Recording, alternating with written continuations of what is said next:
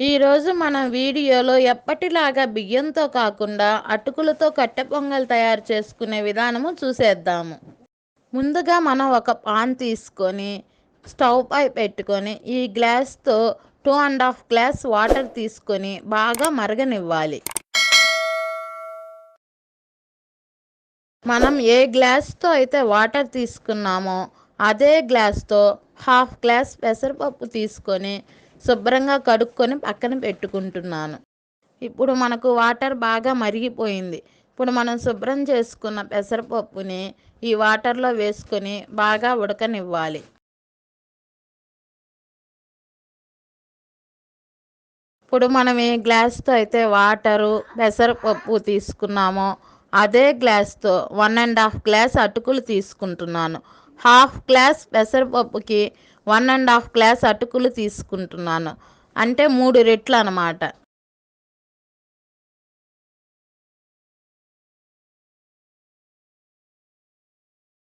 చూసారా, ఇప్పుడు పెసరపప్పు బాగా ఉడికాయి.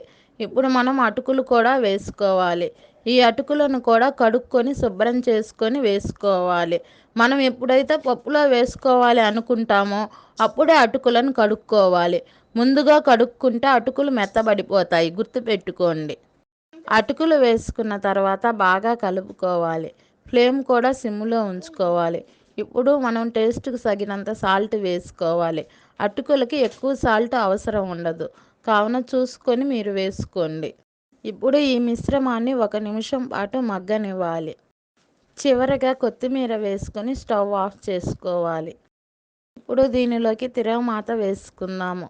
ముందుగా ఒక పాన్ తీసుకొని స్టవ్ పై పెట్టుకొని 3 స్పూన్లు నెయ్యి వేసుకొని హీట్ అయ్యాక 1 స్పూను జీలకర్ర, 1/2 స్పూన్ మిరియాలు వేసుకోవాలి.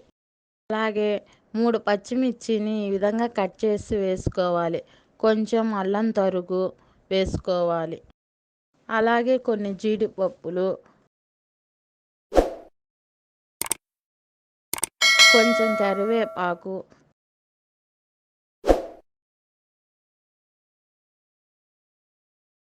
చివరగా ఇంగువ వేసుకొని అన్నిటినీ బాగా వేగనివ్వాలి. ఇవన్నీ వేగాక స్టవ్ ఆఫ్ చేసుకొని ఈ మిశ్రమాన్ని మనం పొంగలిలో కలుపుకోవాలి. చూసారా, మనకు ఎంతో రుచికరమైన అటుకులతో కట్టె పొంగలి రెడీ అయింది.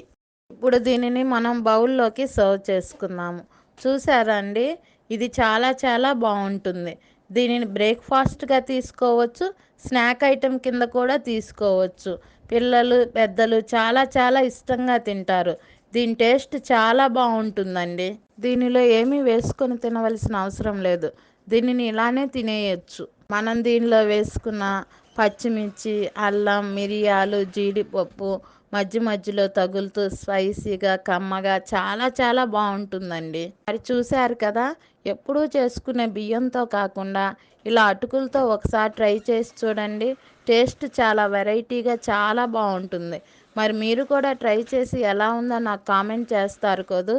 అలాగే వర్ధనీస్ కిచెన్ ఛానల్ను సబ్స్క్రైబ్ చేసుకున్నట్లయితే సబ్స్క్రైబ్ చేసుకొని పక్కనే ఉన్న బెల్ ఐకాన్ని ప్రెస్ చేయండి. అలాగే నేను చేసిన వంటలు మీకు నచ్చినట్లయితే లైక్ చేసి మీ ఫ్రెండ్స్కు షేర్ చేయగలరు. నన్ను ఆదరిస్తున్న ప్రతి ఒక్కరికి ధన్యవాదములు.